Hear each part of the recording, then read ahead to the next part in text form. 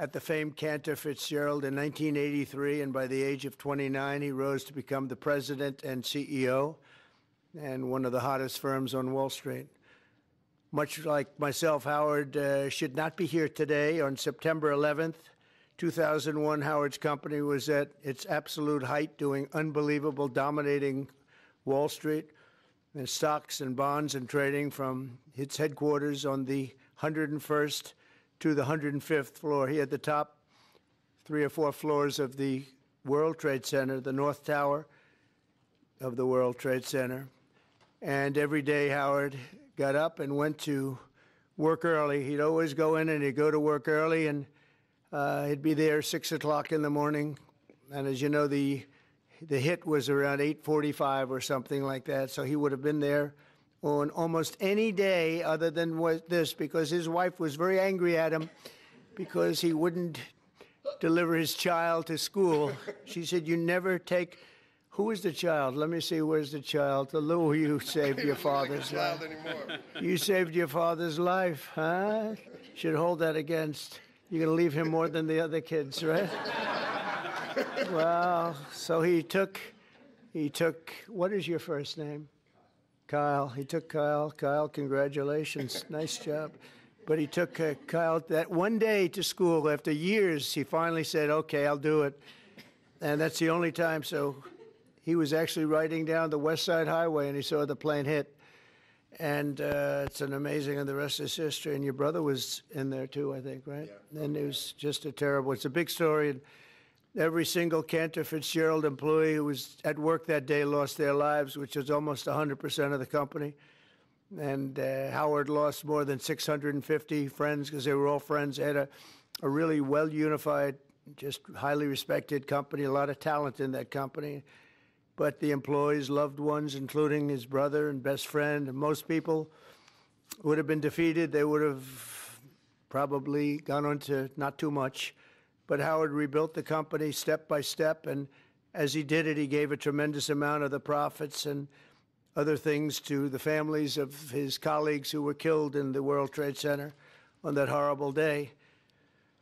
And it showed something about Howard that's really incredible, his resilience. It's very few people could have even thought of doing it, but his resilience and tenacity have earned him the respect and admiration of everyone in the financial world. But more importantly, Howard understands from personal experience why we put America first, because we love our families, we love our fellow citizens, and we love our country so much. And he really loves his country, and I wouldn't have done it if I didn't think so. And he's got so many friends in New York and Wall Street and elsewhere. And he has he's a relationship person, and they're always the best, and he's the best at it. As Secretary of Commerce, Howard will work tirelessly to protect our workers and our wealth and grow our economy into the strongest in the history of the world. You know, when he rebuilt the company, it actually became much bigger and much stronger than the original company, which is almost impossible to do. It became hotter than even the original Cantor Fitzgerald. But he's going to be unmatched as an emissary working to get jobs and investments. And his favorite word, and I'm going to move him down to 4th favorite word. First is family, love, God. Not necessarily that order, by the way. I think let's put God first. All right? We'll put God first. You know why? Because we don't want to take any chances. That's why. But I did that once. I said I put tariff as my favorite word. Well, and the fake news went out, and they really got me, I'll tell you. They said, "What about God, family, relationship?" A couple of words. And I said, "You're right." And so I made it now my 4th favorite word. And Howard, I think, you'll go along with me, number 4, maybe even number 5 or 6. But he really understands something about business. And we have been called by so many companies. Yesterday we had Tim Cook of Apple in, who's going to invest hundreds of billions of dollars in the country because of what we're doing. And we have many, many companies, too many to even mention. They're coming roaring back into this country. And it'll take maybe a little time, but not that much time. You're going to see things that you've never seen before at a level that you've never seen before. And Howard's going to lead that charge, and he'll help oversee the tariff and trade agenda along with many other things. will soon impose reciprocal tariffs, because that means they charge us, we charge them. It's very simple. Whatever a company or a country such as, let's say, India or China or any of them, whatever they charge, we want to be fair. So reciprocal. Reciprocal meaning they charge us, we charge them. We haven't done that. We've never done that. We were getting ready to do it until COVID hit. We had the greatest economy in the history of the world, and we were just getting started. But the tariffing is going to be very interesting. Howard's going to be in charge of it, and I think you're going to see jobs and money flowing into the country like never has been seen before as we reduce inflation, unleash energy, bring down costs, bring back manufacturing, and lead the world in innovation. Families will flourish and opportunities will skyrocket. We will skyrocket like people haven't seen. It's going to be a really big thing, and I wouldn't feel the same confidence if I didn't have this man on my left. And even though he spent a little bit of his time in life as a Democrat from New York, I'm okay with it because I knew him during his Democrat days, and that's okay. But I just want to say that he is going to help very strongly make America wealthy again, make America great again, and there's nobody that can do the job better. So, Mr. Secretary of Commerce, I just welcome you aboard. There's nothing you can do so big as this. There is no deal you can do that's bigger. Every deal. That's why you can never go back into business, because it seems like small potatoes, no matter how big it is, including even Cantor Fitzgerald. It's all small potatoes compared to what we're doing now. So it's a great honor to have you and your family aboard. Thank you very much, and thank you very much in particular. Thank you very much. Thank you.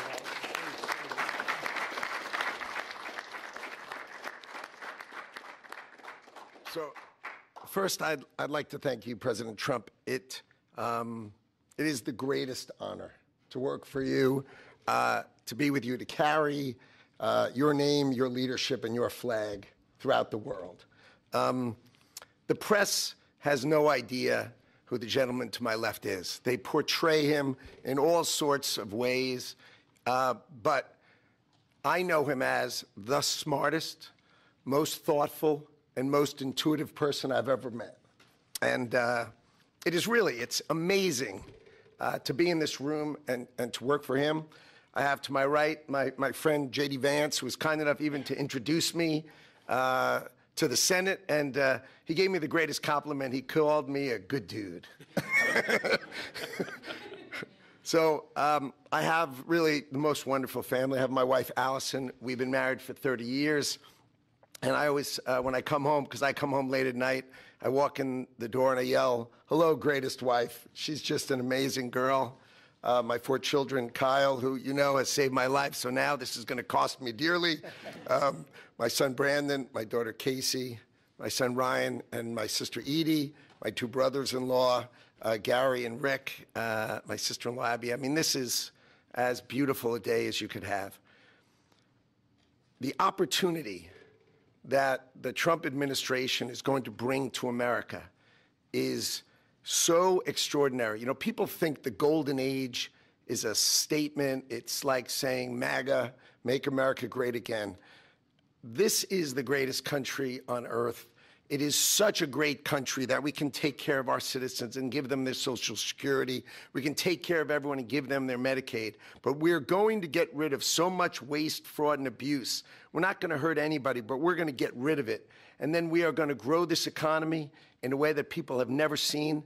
And under the Trump administration, my goal, and I'm happy to wear it on my shoulders, is we are going to balance the budget of the United States of America, because Donald Trump understands global business. It's the first time you put in that chair the greatest businessman in the United States of America. And I just, for one, I have to tell you, I cannot be more proud to serve my great friend and the greatest president in America, Donald J. Trump.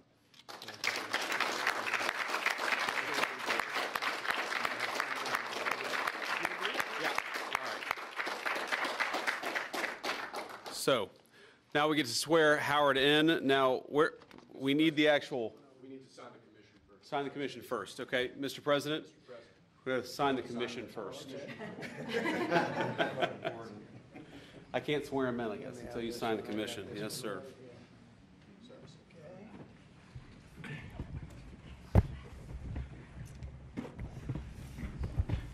You're You ready? You sure? It's the last time.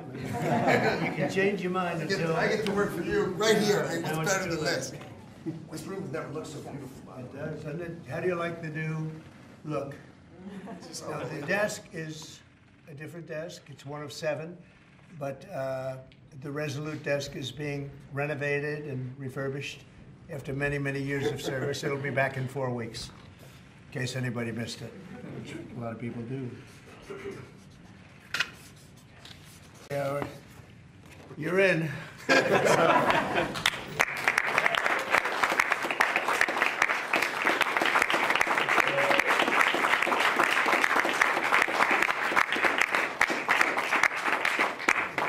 All right, now Howard, come next to your beautiful wife and your beautiful family here. Put your hand on the Bible, raise your right hand, and repeat after me.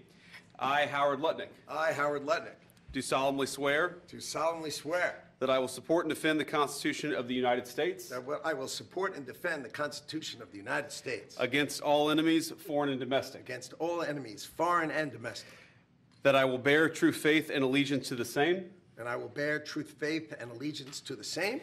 that I take this obligation freely I will take this obligation freely, without any mental reservation without any mental reservation or purpose of evasion, or purpose of evasion, and that I will well and faithfully discharge and I will well and faithfully discharge the duties of the office on which I am about to enter. the duties of the office in which I am about to enter. So help you God. So help me God. Congratulations, Mr. Secretary.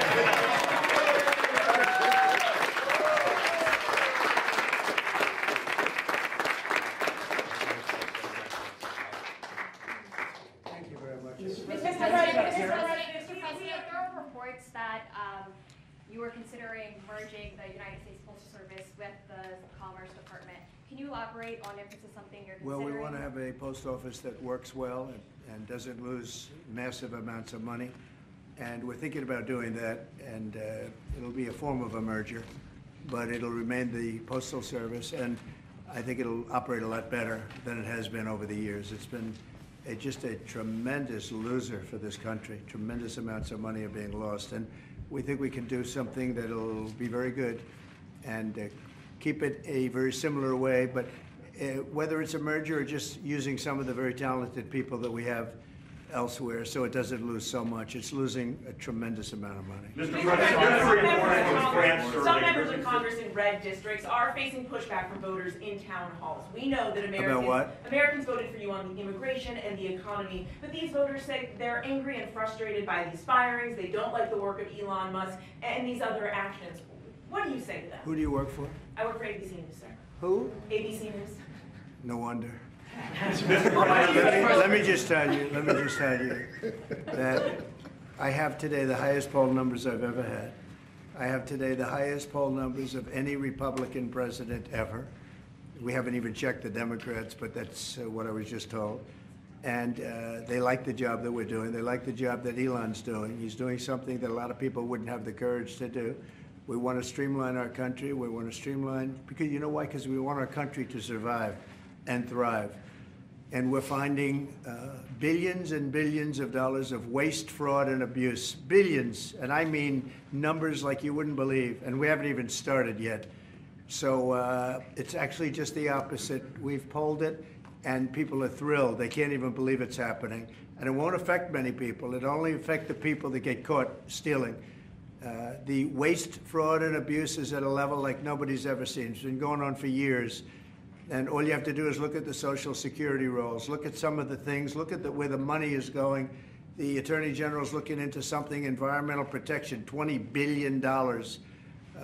And it's out and out fraud. So I think the people are very happy. Yes, please. Mr. President, I want to ask you about this week, the Secretary spent 4 hours with the European Union trade representative. The European Union has signaled that they would lower tariffs and do a trade deal with the United States. Yeah, the European Union wants to come back. They've treated us very badly, and the European Union wants to lower their tariffs because of the fact we were paying a fortune of tariffs. We couldn't sell a car there. We couldn't sell our farm products there. They wouldn't take anything. Now all of a sudden they're being very nice, and that's going to happen with a lot of others too. Wanting to lower its barriers at very low levels. They want to now bring their car number, which was extremely high, down to 2.5%, which is the same thing that we charge. That's reciprocal. See, that's what is happening, reciprocal. And I think it's a big start in the right direction with the European Union. You called President Zelensky of Ukraine a dictator. Do you think that President Putin of Russia is also a dictator? I think that President Putin and President Zelensky are going to have to get together, because you know what? We want to stop killing millions of people. You have young soldiers being killed. If you saw the pictures that I saw of the battlefield from satellite, you've never seen any pictures like that. Soldiers are being killed by the thousands a week, thousands of soldiers a week. As we speak, they're being killed. That's why I want to see a ceasefire, and I want to get the deal done. I think we have a chance to get the deal done. I had to make sure that Russia wanted to do it. It's a war that would have never happened if I was president, but it did happen. So I got stuck with it, and I want to stop people from being killed. You know, it doesn't affect the United States very much. It's on the other side of the ocean. It does affect Europe, and we've put in 3 times more money. We're in for $300 billion. They're in for $100 billion. And, you know, Europe is also doing it in the form of a loan. Biden just gave them money. There was no loan. There was no security. There was no anything. So we're going to either sign a deal, or there's going to be a lot of problems with them. So we're going to sign a deal to get security, because we have to do that. We're spending our treasure. They're spending their blood. They are. And they're very brave in, you know, in every way you can imagine. But we are spending our treasure on a country that's very, very far away. And it's okay, but we have to be treated the same as Europe is being treated. Europe gets their money back. Europe is basically giving nothing, because they get it back in the form of a loan, and it's a guaranteed loan. We don't get our money back, and we're losing. I mean, we don't want to do that anymore. So we're signing an agreement, hopefully in the next fairly short period of time, that will assure us that we'll get $400 or $500 billion back. We're in there for $300 billion. Now, one other thing, Europe is at 100. We're at 300. We think it has to equalize. In other words, they have to come up with more money, because it has a big effect in Europe. It doesn't have much of an effect on us, because we have a big, beautiful ocean in between. But it does affect. And Biden should have never gotten us into this mess. We had an incompetent president who got us into a mess. But we're going to get you out of it. The same thing in the Middle East. We're going to have some good news in the Middle East. What happened yesterday, the sight of those babies, was not acceptable to anybody. Nobody's seen anything like it. Mr. President, are you going to Moscow? There's a report out of France that you're going to Moscow on May 9th. No, I'm to not. join President Putin. I'm not. And then if I could, sir, just ask you about Kash Patel, who's going to be sworn in soon as your FBI director.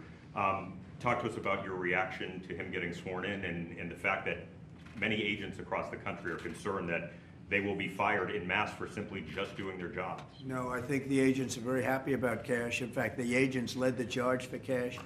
One of the reasons I loved Kash and wanted to put him in is because of the respect the agents had for him. I think he'll go down as the best ever at that position. And it turned out he was very easy to get approved. You know, I was not sure. He's a tough guy, strong guy.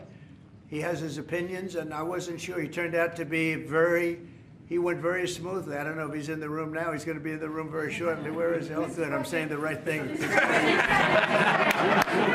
have to be careful. I can't speak too badly about him. I better be careful. I will say this about Kash, and Howard understands this. One of the reasons that I wanted him is because the agents love this guy, and they respect this guy, and this is what they wanted.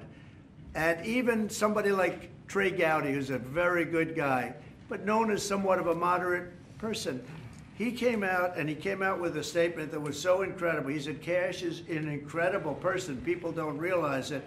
When he said that, there was no doubt left. It was really a big statement made by somebody that's respected and on the moderate side.